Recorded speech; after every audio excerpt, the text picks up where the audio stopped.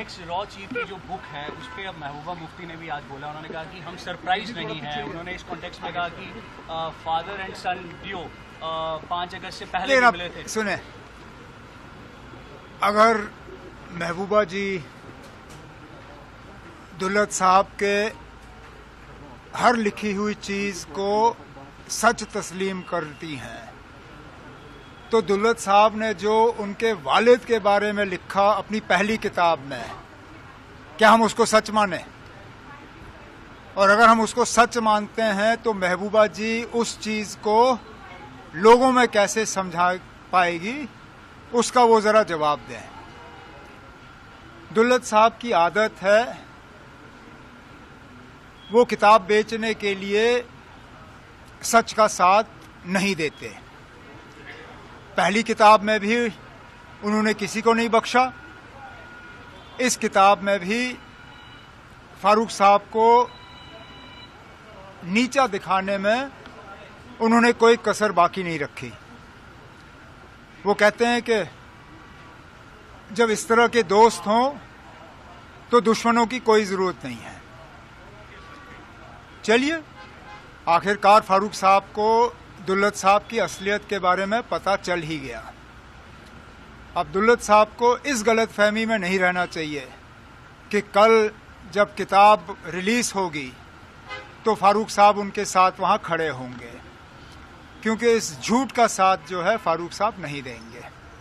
दूसरा क्वेश्चन ये है कि वक्फ अमेंडमेंट को लेकर जिस तरह से सुप्रीम कोर्ट में कल हियरिंग हुई है और अब नेक्स्ट हियरिंग है, तो व्हाट डू यू से? नहीं, अच्छी बात है। हमने इसलिए फौरी तौर सुप्रीम कोर्ट में जाके नेशनल कॉन्फ्रेंस की तरफ से भी एक पिटिशन वहाँ पे दर्ज की, जिसमें हमारे कुछ जवान ऑनरेबल एमएलए जो वकील हैं उन्होंने पिटिशन वहाँ पे फाइल किया।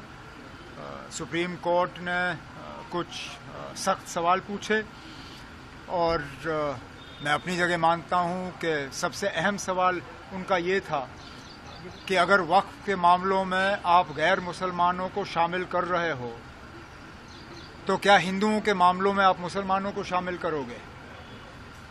और हुकूमत को इस चीज़ का जवाब देना ही होगा।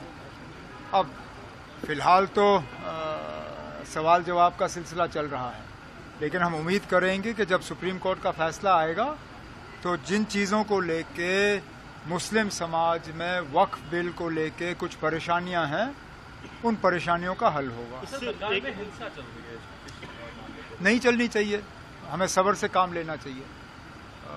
हिंसा से हम उन्हीं लोगों के हाथ में खेल रहे हैं जिन्होंने इस बिल को लाके इस कौम को, इस मुल्क को अलग करने की कोशिश की। हमें इसका मुकाबला सड़कों पे नहीं, बल्कि जो रास्ता इख्तियार किया गया है अदालत का, हमें फिलहाल अदालत पे भरोसा करना चाहिए।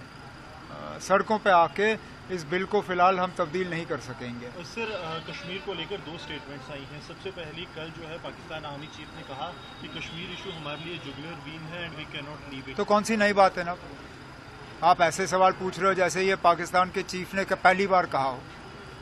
ये तो रट लगाते हैं इन चीज़ों का, जब बात करते हैं तो यही बात करते हैं, ये कोई नई बात नहीं है ना। लेकिन sir, minister of external affairs ने इसका रिप्लाई दिया है। उन्होंने कहा कि only relation between India and Pakistan is Pakistan to vacate PoK. अच्छी बात है, तो मैं फिर वही कहता हूं ना, कौन सी नई बात है?